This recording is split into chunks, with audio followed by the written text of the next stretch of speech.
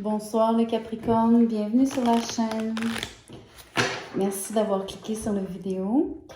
Je fais un tirage pour le restant du mois de septembre. Je sais très bien qu'il reste peu de temps, mais la chaîne est toute nouvelle et je tenais vraiment à avoir un tirage par signe pour le mois. Donc, nous y sommes. Je vous explique rapidement ce qu'on fait. On va tirer un oracle pour avoir une idée générale des énergies.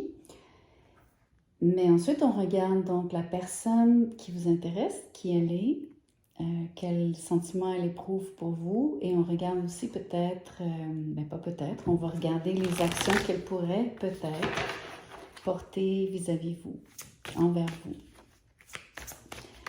Donc, on commence avec l'oracle, comme je vous disais. Éternité.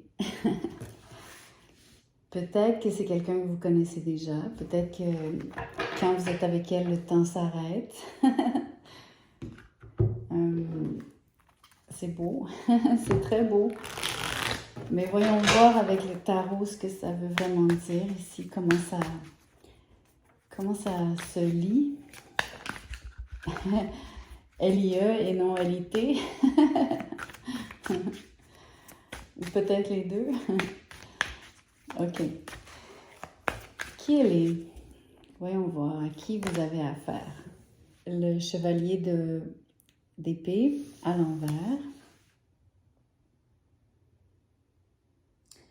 A priori, c'est quelqu'un d'impatient, mais ça peut être vu de toutes sortes de façons. Ça peut être une impatience intrinsèque, mais ça peut être aussi dans le contexte de la relation. Peut-être qu'elle tape du pied, peut-être qu'elle trouve que vous prenez trop de temps à vous décider. C'est juste une piste, mais la personne, elle a énormément, on va dire, de personnalité. Je pense que c'est quelqu'un, je vais le dire comme ça sort, un peu tranchant, une personne un peu tranchante, qui peut être parfois abrupte avec ses paroles, même dans ses gestes. C'est peut-être quelqu'un qui fait des mouvements saccadés, c'est peut-être... le chariot est à l'envers. Ça dément un peu ce que je dis. La personne aurait tendance à pas trop vouloir se déplacer, à être plutôt sédentaire. Mais peut-être pas. Peut-être qu'il y a aussi cette fébrilité. Donc, le chariot à l'envers pourrait être vu comme... Au lieu de le lire comme étant pas de mouvement, ça pourrait être aussi un mouvement plutôt chaotique qui ne suit pas une ligne droite, qui n'est pas...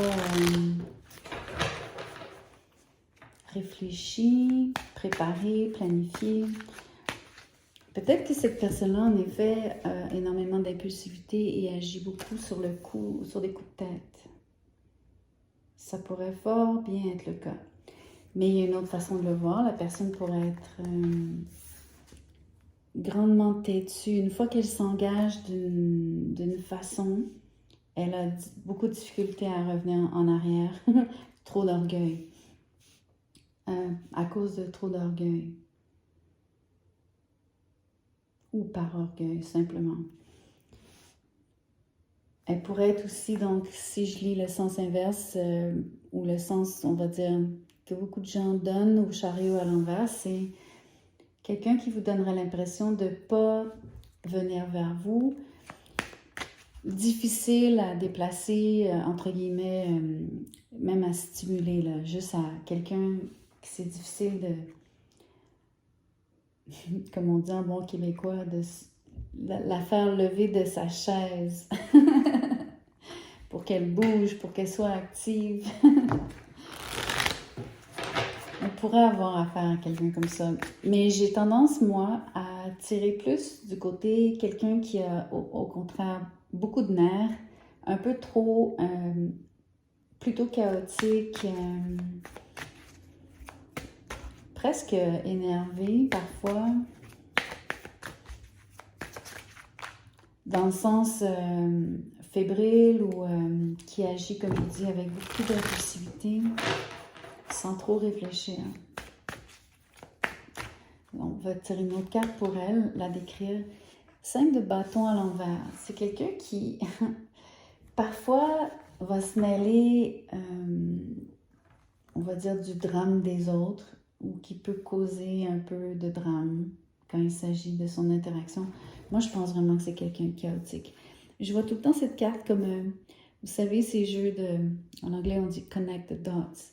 Donc, quand on relie les points, mais je vois aussi comme, vous savez, on appelle ça une pinball machine. Excusez-moi, tous les termes sortent en anglais, mais la machine, j'ai aucune idée comment on appelle ça en français parce qu'ici au Québec, on va dire le terme en anglais. Vous savez, ces machines où est-ce qu'il y a une boule qui se promène et puis vous utilisez... C'est pas du baby-foot, là, je parle vraiment pas de ça, mais les machines qui s'allument, qui font de la musique, du bruit, dans les arcades, ok, je sais pas comment l'appeler, mais ça me fait penser à cette boule qui se déplace dans tous les sens. C'est chaotique pour moi. Excusez-moi pour le long détour pour essayer de vous faire valoir ce que je voulais dire. Moi, je ressens cette personne-là comme, ouais, beaucoup plus quelqu'un qui sait pas trop dans quelle direction se diriger ou qui veut être, oh, c'est mieux dit, qui veut être partout à la fois. Ce genre d'énergie-là. Ok, c'est magnifique. J'ai tiré le 2 de coupe. Vous l'avez sûrement vu tomber. Ça, c'est les émotions de la personne pour vous. Elle a énormément d'amour. J'ai même envie de dire de l'adoration pour vous. C'est ce qui me vient, vraiment. Je pense que vous êtes précieux, précieuse à ses yeux. Elle tient à vous énormément, ça c'est garanti. Et je pense qu'elle aimerait vraiment partager avec vous, vraiment comme connecter, là. Sentir le courant passer. C'est ça l'énergie ici. Il y a vraiment la connexion, l'échange énergétique est là. D'ailleurs, je pense que la personne, comme je vous la décrivais, là, surtout si elle est du côté plus énervé, avec donc beaucoup de nerfs, beaucoup d'impulsivité, ce genre de... Elle a sûrement un haut niveau d'énergie, un peu comme un quelqu'un qui serait avec un déficit d'attention, là, avec presque de l'hyperactivité attachée. Ce genre d'énergie-là. Je ne dis pas que la personne est nécessairement... Je la diagnostique pas ici en ce moment, mais vous comprenez ce que je vous décris. Ok, donc elle vous aime. On vient d'établir ça. Elle est patiente. C'est fantastique parce que ça rejoint le mot éternité du début. J'adore quand ce genre de choses arrive. C'est quelqu'un qui, par amour pour vous, va être capable de patience alors qu'elle n'en est pas vraiment, que fondamentalement, c'est pas sa nature, c'est pas dans sa nature. Le 5 de coupe. Ok. Bon, ça c'est être déçu, avoir de la peine, penser que quelque chose est gâché, perdu, irrécupérable.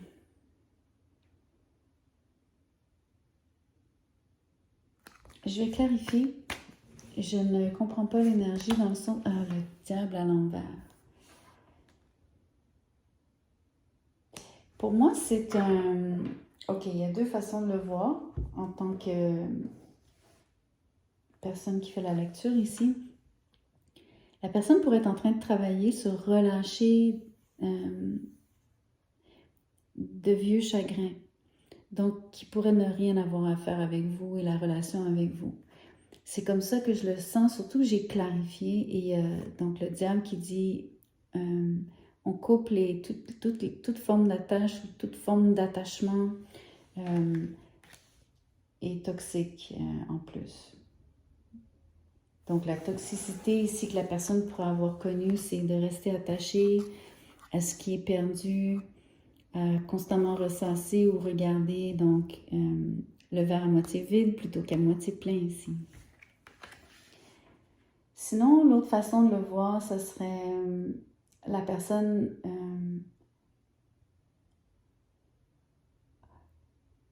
je sais pas si je devrais vraiment le dire comme ça, mais je vais y aller. Je vais y aller au feeling. C'est comme si la personne porte une peine en elle, une blessure. On en a tous. Donc, on s'entend là. Euh, même quand on a fait un travail plus profond sur soi-même, qu'on se sent guéri ou qu'on est passé par-dessus, des fois, une blessure, ça laisse une cicatrice. Donc, ici, peut-être que la personne porte en elle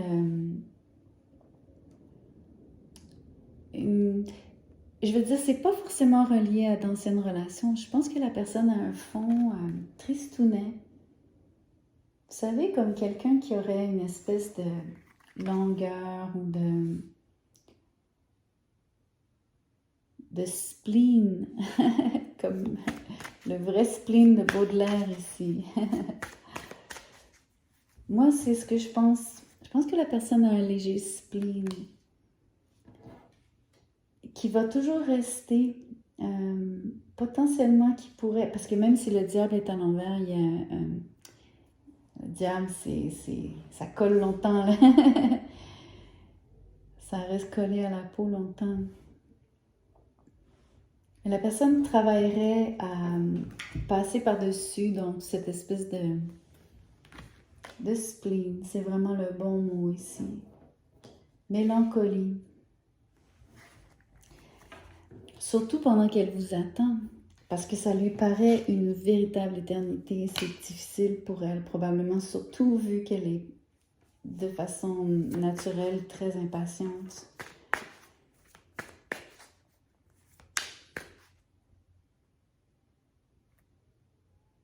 C'est marrant parce que je vous parlais de relier les points tantôt, parce que j'essaie de vous faire valoir autre chose, mais ça me fait penser qu'elle veut vraiment relier. C'est l'énergie de connecter. Par contre, de façon globale, elle veut se connecter, on va dire, à plein de gens. Au début, je vous parlais de comment elle s'implique dans les relations avec les autres. Souvent, elle se mêle peut-être un peu trop de choses qui la regardent pas ou pas vraiment. Mais elle est très, très, très attachée à connecter. Vous êtes comme un point auquel elle aimerait s'attacher ou se relier. On va regarder ses actions futures, s'il y en a. On va voir ce que la personne fait ou ne fait pas. La lune. La personne va rester longtemps, comme je vous dis, dans un peu son spleen, donc un petit côté lunatique, mélancolique, rêveur. Elle va beaucoup penser à vous. Elle a, comme on l'a établi déjà, énormément d'émotions pour vous. Mais quand il s'agit d'action, la personne va rester relativement cachée, en retrait, va se laisser... elle va se faire attendre. C'est marrant, elle attend après vous, mais elle se fait aussi attendre. Je pense qu'elle n'ose pas nécessairement comme agir impulsivement, qui serait comme peut-être sa façon de faire, mais ici, elle est attentive à ne pas vous brusquer. Je pense qu'elle veut vraiment aller doucement ici, dans son approche, dans sa façon de se relier à vous. C'est comme si je vous disais, elle veut pas rater son coup. Ok. Quelle autre action? Le 9 de bâton. Elle est gardée. La personne se protège. Elle a tendance à se... Moi, cette carte, souvent, je la vois comme... elle ne se sent pas assez. Pas assez bonne, pas assez belle, pas assez X, Y, Z. Mettez le qualificatif que vous voulez.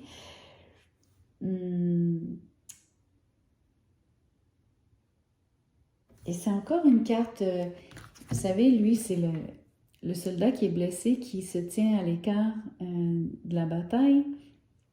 Parce qu'il est hors de service, entre guillemets, mais aussi parce que Donc, il a besoin de répit, il a besoin d'un temps d'arrêt, le temps de se guérir, de se soigner.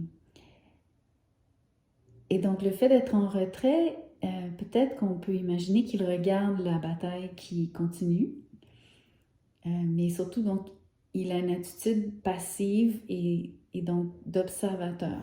Et c'est la même sorte d'énergie ici de patience, le fait de prendre son temps, de vraiment attendre.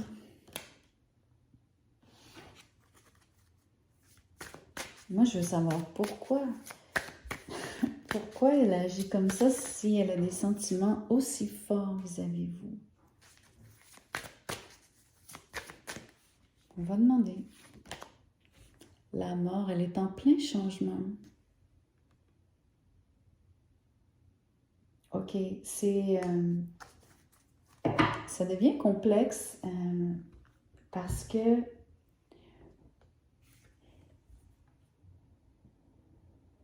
ok, c'est comme si ok, je pourrais être en train de parler à certains d'entre vous pour qui tout ce que je décris, c'est une relation que vous avez déjà vécue mais qui est terminée. Ça pourrait être le cas. Et donc, toute cette attente que je décris, toute cette peine que je voyais ici, c'est simplement parce que la relation est terminée, que la personne vous aime encore, qu'elle vous aimera toujours, avec le mot éternité, qu'elle est dans le blues avec ses sentiments. Donc, elle a les blues, elle est un peu déprimée si on veut. Elle est blessée aussi. Donc, tout ça, ça pourrait être parce que tout est terminé et qu'elle cherche à vous relâcher. Ou en tout cas, relâcher les attaches. Ça pourrait être une façon de voir les choses. Sinon, mon premier réflexe, c'est de dire qu'elle est en pleine transformation.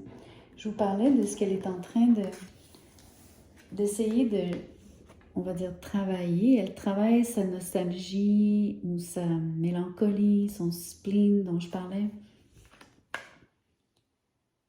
Ça pourrait être une autre façon de voir les choses. Donc, elle est en pleine transformation.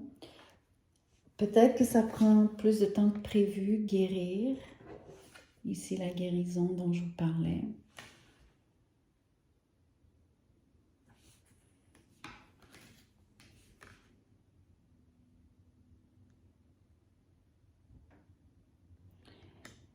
Ça va être différent pour tous, pardon, pour chacun d'entre vous. En bon québécois, j'aurais dit pour toutes vous autres. Ça, c'est vraiment l'expression avec l'accent, là, je vous l'ai donné dans le mille, mais donc, pour toutes vous autres, il va y avoir des interprétations différentes. C'est drôle parce qu'au Québec, on dit tout, mais finalement, c'est pour chacun. Vous comprenez? C'est mal dit puisque c'est notre patois, mais en tout cas, je pense que vous avez compris. OK. Donc, c'est un peu ambigu ici, la mort. Je vais être franche avec vous. Je ne sais pas si on regarde vraiment une relation passée ou si vous êtes en plein dedans et que peut-être que vous le sentez, le changement chez cette personne. Peut-être que vous changez. L'autre chose, c'est que c'est la carte, c'est une carte qui est reliée au scorpion, au signe du scorpion. Donc, il y a énormément de profondeur chez les scorpions, il y a énormément on va dire, d'exploration des zones d'ombre. Les scorpions n'ont pas peur d'aller voir là où c'est noir, où est-ce que c'est compliqué, difficile. Ils ont besoin de faire ce travail. C'est très important pour eux de se régénérer, de sentir qu'ils font peau neuve. C'est quelque chose de récurrent chez les scorpions dans leur façon d'évoluer dans la vie. Et je ressens très fort cette façon de voir les choses ici parce que je pense que la personne est en mutation. Je pense que la personne... D'ailleurs, c'est peut-être un peu pour ça que toutes les cartes du début, quand je la décrivais, hyperactive, un peu chaotique, impulsive, tranchante, etc., peut-être que on pourrait penser, avec un peu d'imagination, qu'elle travaille sur sur ces... J'allais dire défauts, ok, mais soyons gentils, soyons plutôt diplomates pour dire qu'elle travaille sur elle-même au niveau de sa façon d'être. Surtout quand il s'agit de toujours sentir qu'elle doit se prouver. Je pense que c'est quelque chose qu'elle ressent fortement. Donc, elle a peut-être vraiment envie de changer cette façon d'être. Surtout pour être plus aimant, plus réceptif quand quand il va être le temps d'interagir avec vous. Donc, je m'arrête ici. Je ne sais pas si ça résonne. Laissez-moi le savoir dans les commentaires. Je suis toujours intéressée par ce que vous avez à dire. Je vous prie, s'il vous plaît, de liker la vidéo. Inscrivez-vous à la chaîne. Ça me ferait plaisir de vous revoir. À bientôt.